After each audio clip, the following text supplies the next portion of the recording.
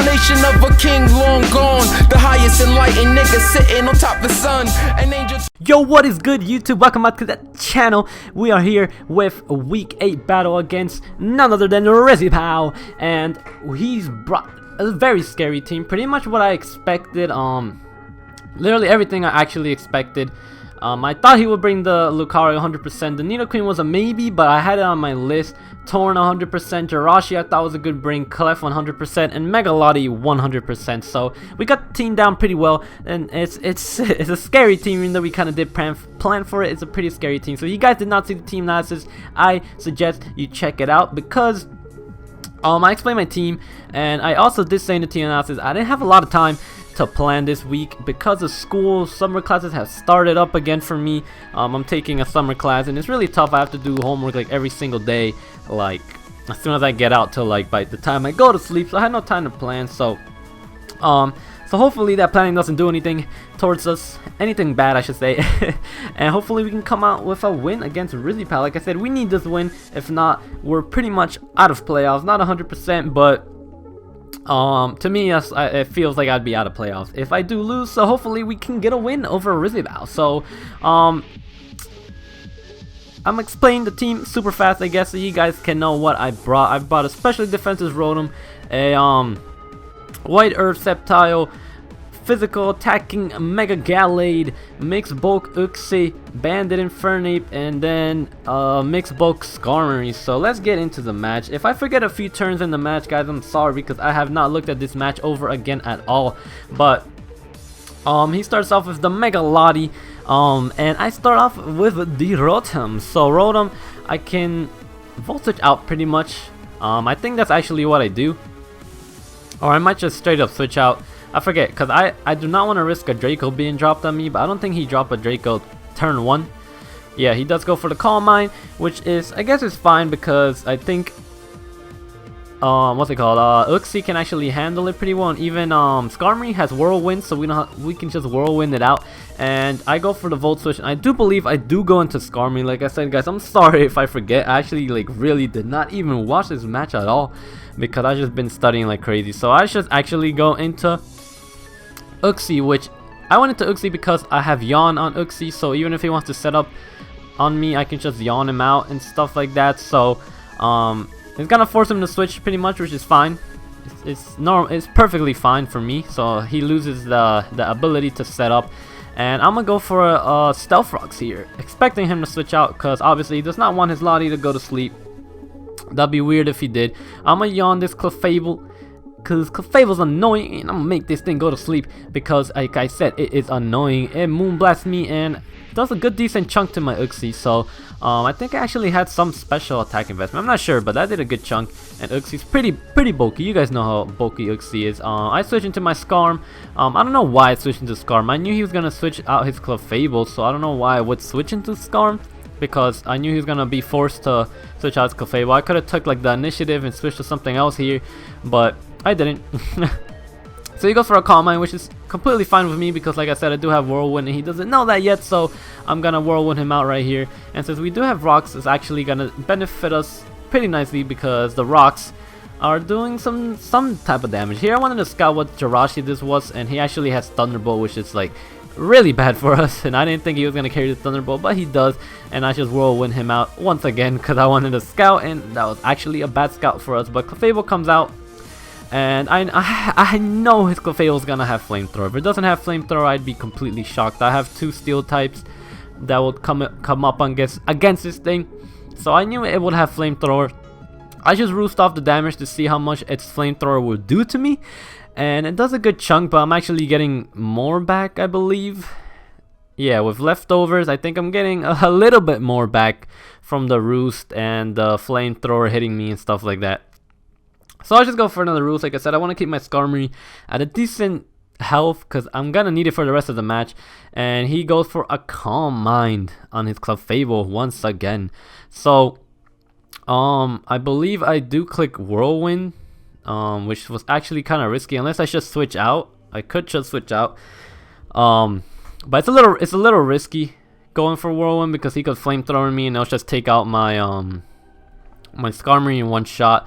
I go into my Uxie, and I actually eat this up pretty well for a +1 Clefable smacking me in the face. So it's gonna take me out with the Moonblast, of course. The Uxie goes down, which is kind of bad because Uxie's a really good wall against his team, and I didn't play it too well. I did try to put things to sleep, which is fine, but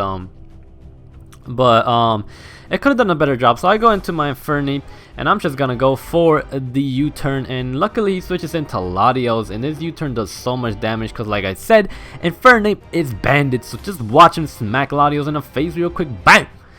That does damage. I really wish that killed. I really thought it might have killed. I was hoping it would kill, but it didn't. So hey, whatever. It sucks, but that's what happens sometimes. So here I go into Sceptile. I clicked Dragon Pulse. I had a feeling. I was thinking, should I just press HP Steel because Clefable's gonna come in?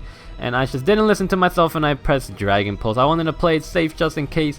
And if Clefable does come in, and I don't want it to Calm Mind because I already know it has Calm Mind. And HP Steel actually doesn't do that much. I kind of wish I kept Expert Belt. I had Expert Belt Sceptile first, but I changed it to White Herb. Kind of wish I kept what's it called? Kind of wish I kept Expert Belt. Sorry, phasing out. But I go for the Thunder Wave because I want to Thunder Wave this Clefable, but he switches out into Jirachi, which is not too bad. Now I can Thunder Wave the Jirachi, and I'm just gonna Volt Switch out to try to get some damage onto this Rachi, because Rachi is extremely scary, and when it's paralyzed, it's pretty nice, not too shabby on our part at all. So I go into Sinji, and he smacks me with a Psyshock here, which it really sucks because this does damage to me.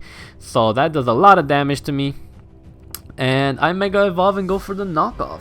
If he doesn't switch out, which he doesn't, this knockoff should kill it unless he is Cobra Berry, which he's not Cobra Berry, so that's all fine and dandy. And we take out his Jirachi, and Gallade gets a kill this week, which is pretty nice, but it came at a cost because we are at such low health that I'm not happy at the health we're in, because his Lucario can always come in and just extreme speed our ass. So I have to switch out my Gallade because it's still a good matchup against his team, and I go into Ashes the Skarmory, which is gonna take this extreme speed like it's nothing. So there goes the extreme speed, and we take it, and we do see that it's a Life Orb Lucario, and Lucario is really scary. I think Riz has been using Lucario extremely well. I don't see Lucario used this well in League format. I think Riz has really surprised me using it really well. I actually really like how he used Lucario, so props on that, Riz, if you're watching it. If you're not, then hey. So I went for the safe Brave Bird to get some damage on Lucario, and I do a good chunk on Clefable. Is actually not that bad, but it can always just soft boil up and pretty much just get its health back. So I already see Clefable's a bit of a problem because I don't have Iron Head. Like I said, I should have like just took out like I couldn't take out Roost. Pretty much I had to keep Roost. So I guess I don't know. So he goes for the soft boil. We go for the Hydro Pump. I was thinking he might switch into Nidoqueen, trying to take the Thunder Wave, because I went for Thunder Wave last time, but I missed the Hydro, and he goes for the Calm Mind. So it's looking a bit scary. We don't have Uxie anymore to yawn it out, so Clefable is looking extremely scary for us. So I go for the T-Wave, hit the Clefable because it helps, and I go for the Volt Switch. So Volt Switch out of here, and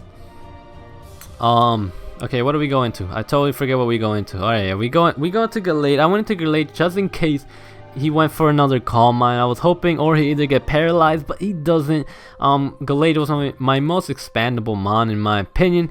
I was hoping he'd get parried or something, or just go for another Calm Mind, but he doesn't, and we get smacked pretty badly, so that's not good. And now I go into Infernape, and I go for U-turn thinking he was gonna switch out, and I was like, damn it, he doesn't switch out. And right when I saw that he did not switch out, I noticed that he had to have the Kaiba Berry, and that's when I knew that this Clefable was gonna be pretty much almost impossible to take down, because with the Kaiba Berry, I only have Infernape left to Poison Jab this Clefable, and with the Kaiba Berry, pretty much I have no hope.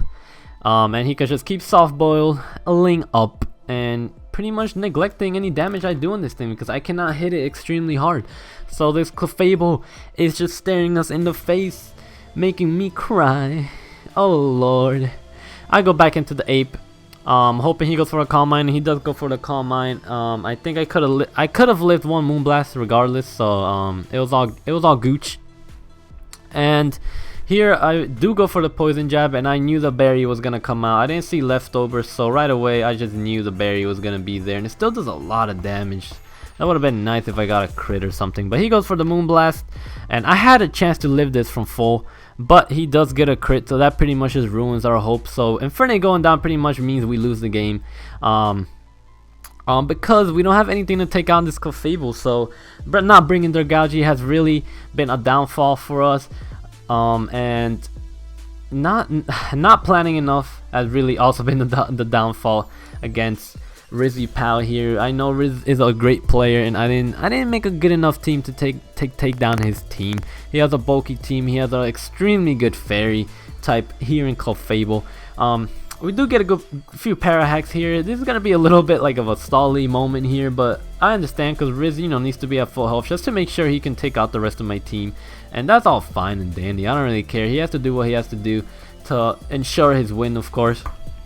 And I just keep going for Earthquakes because that's the thing that's hitting this Clefable as hardest as possible. HP Steel is actually gonna do less than Earthquake because it is like Calm Mind Clefable right now. So yeah, pretty much, guys. Sad news. We lose. Obviously, you guys can tell from now because all I have left is what Rotom, Sceptile, and I think Skarmory. And Skarmory doesn't have Iron Head, so I pretty much can't do anything to this Clefable. So,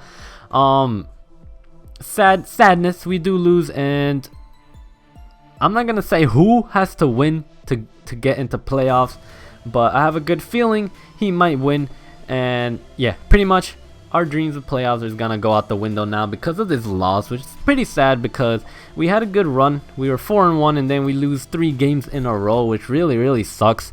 And that's obviously all on me because halfway through the season I just got really busy and I didn't have enough time to plan. And like I said, with the team I drafted, I need to have a lot of time to think and plan, have all the creative juices flowing through my head, and I didn't have that for the past few weeks. And you could totally see that, like, it shows pretty much because I didn't have time to plan, and obviously I'm going up against extremely good battlers, and if I don't have time to plan, then it ain't gonna happen for me, and I don't expect it to happen for me. So especially with this team, as you see, all the matches we've won pretty nicely, except the first one we won 1-0, which is still a great victory. But the ones we won like 4-0, 5-0, which is really nice. But all the matches we lost by a big number too. So that's why I felt like this team was kind of unbalanced. If I had a really good matchup, I can win the match, but if I had like a decent matchup or a bad matchup, then my team it would be really hard to break down the walls, and I haven't been on my game too much either. And yeah, so that's the end of the season pretty much. I don't know if I'm gonna do like a little season recap video for you guys. If you guys want one, let me know in the comments. If you want to see that, just to remind you guys of how we did this season. But we will be returning to TBU next season. I had a lot of fun. I met so many great, awesome people in this league. So of course I'm going to be returning, and I promise you guys I will be drafting a better team. A team I am more comfortable with. My play style is much different than the team I actually drafted. But I will be drafting a better team. Now that I kind of understand the system, I was kind of like lost, and I was really new to the system of the TBU because it's really different than other draft leagues, so I had to get used to it. And I don't think I drafted too well. I needed more power. I didn't have enough power. I didn't have enough wall breakers. Gallade's a great wall breaker, but a lot of things that my opponent's team can take on Gallade pretty nicely. So and I don't think I used it to its full potential. I still think Gallade is a great mega. I just didn't use it to the full potential. Fernape, an amazing mon, is still a great mon, even though towards the end it didn't do so well, but that's all on me. And Rotom-wash, also my favorite draft pick of the whole draft. This is a really good wall. It does so much for me, and I would definitely draft it again. Fernape and Rotom, definitely draft it again. Same thing with Skarmory, but I think I'm gonna lean away from Skarmory a little. But yeah, thank you guys for watching. And like I said, I will see you in the next season of TBU. This is gonna be the last TBU video unless I put up that season recap. And great job from Riz. I hope he does well in the playoffs. So do me proud, Riz. Do it. You can do it. You can do it. But thank you guys for watching. Obviously other videos are going to be going up, but this is going to be the last video for TBU for a little while until the season starts up again. And yeah, I have some cool matches coming up later on that I cannot spoil. So thank you guys for watching. I will see you guys. Thank you for all the beautiful support you guys have given me through this whole season. It's been beautiful and you've been pushing me so much. I'm sorry I haven't put my end for you guys, but hopefully we will next season. Thank you guys for watching. Have a beautiful day, and I will see you guys next time. Peace.